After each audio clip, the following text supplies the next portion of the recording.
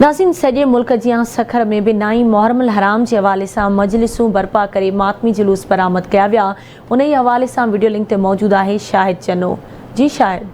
जी बिल्कुल, नव मुहर्रम हराम के हवाले से सखर के मुख्तलिफ़ इलाक़न में मातमी जुलूस बरामद थी रहा है। ही मातमी जुलूस चांद टकर महले में बरामद थी चुको है, जो मुख्तलिफ़ रवायती रूट रस्तन सां थींदो घंटा घर वटे जो है वो नहर थींदो।